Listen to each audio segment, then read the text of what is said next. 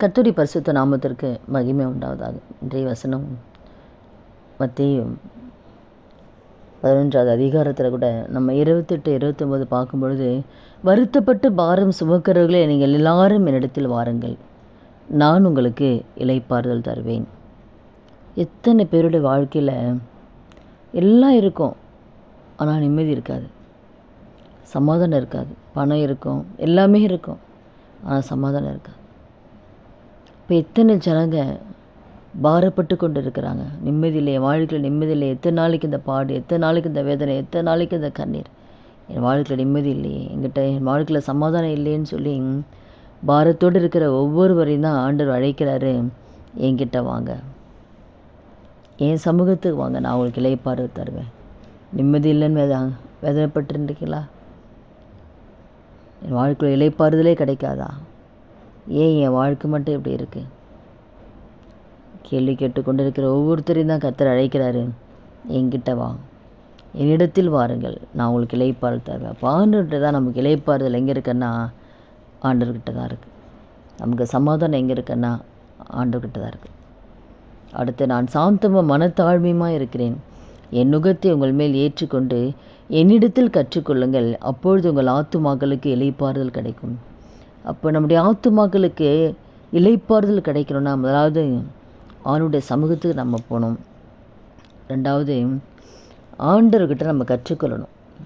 என் நுகத்தை, அதான் ஆண்டவர் சொல்கிறார், என் நுகத்தை உங்கள் மேல் ஏற்றுக்கொண்டு என்னிடத்தில் கற்றுக்கொள்ளுங்கள். என்ன கற்றுக்கொள்ளணும் ஆண்டவர்கிட்ட?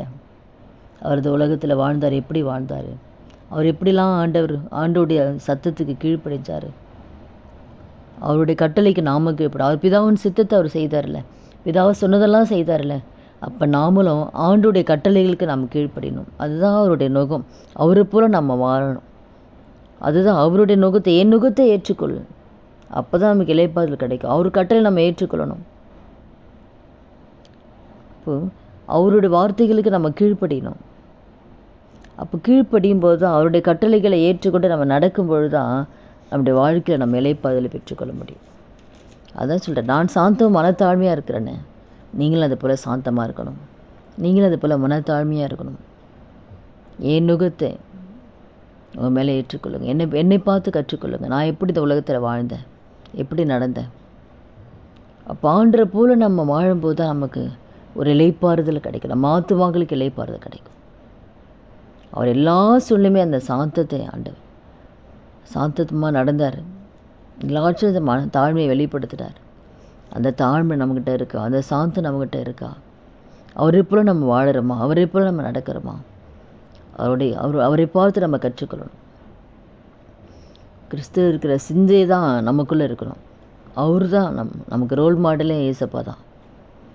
அப்போ அவர்கிட்ட நம்ம என்னெல்லாம் கற்றுக்கொள்ளணும்? அவருடைய வாழ்க்கையை பார்த்து, அவர் வாழ்ந்த நாட்களில் எப்படியெல்லாம் அவர் இந்த உலகத்தில் வாழ்ந்தார், எப்படி நடந்தார், எப்படி பேசுகிறார், எப்படி மற்றவங்கிட்ட இருந்தார், எப்படி மன்னிச்சார்.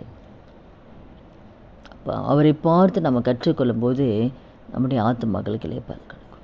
அதனால் கூட இந்த வார்த்தை கேட்குற ஒவ்வொருத்தர் வாழ்க்கையில் இளைப்பாறுதல் இல்லையேன்னு சொல்லி அங்கலாய்க்கிற ஒவ்வொருத்தர் வாழ்க்கையிலையும் நமக்கு ஒரே ஒரு இளைப்பாறுதல், எங்கே போனால் இளைப்பாறுதல்னா தேவ சமூகம் தான். அவருடைய சமூகத்துக்கு போனால் தான் இளைப்பாறுதல். அவருடைய வார்த்தைகளை கற்றுக்கொண்டு நம்ம வாழும்போது தான் நமக்கு இளைப்பாறுதல் கிடைக்கும். அதனால் கூட நம்ம ஒப்பு கொடுக்கலாமா? ஆண்டவரே, அப்பா, இந்த சமூகத்தில் நாங்கள் அந்த இளைப்பாறுதலை பெற்றுக்கொள்ளணும். இந்த சமூகத்தில் காத்திருந்து உண்மை தேடி உண்மை போல நாங்கள் மாறணும். ஆண்டவர், உடைய வார்த்தைகளை நாங்கள் கற்றுக்கொள்ளணும். உடைய வார்த்தைகள் இப்படி நாங்கள் நடக்கணும். அந்த கிருபையை கர்த்தர் கொடுத்து ஒவ்வொருத்தர் வாழ்க்கையில் இளைப்பாறுதலை கட்டளிடும்படியாக செபிக்கிறேன். ஆண்டவர், அந்த கருத்தில் ஒப்பு கொடுக்குற வார்த்தை கேட்குற ஒவ்வொருத்தர் வாழ்க்கையிலும் இந்த இளைப்பாறுதலை பெற்றுக்கொள்ள, சமாதானத்தை பெற்றுக்கொள்ள கர்த்தர் உதவி செய்யுங்கப்பா. உண்மை போல கர்த்தர் ஒவ்வொருத்தரையும் மாற்றும். இயேசு கிறிஸ்து நாமத்தில் ஜெபிக்கிறோம் நல்ல பிதாவே, ஆமீன். கர்த்தர் நாமத்துக்கு மகிமை உண்டாவதாக.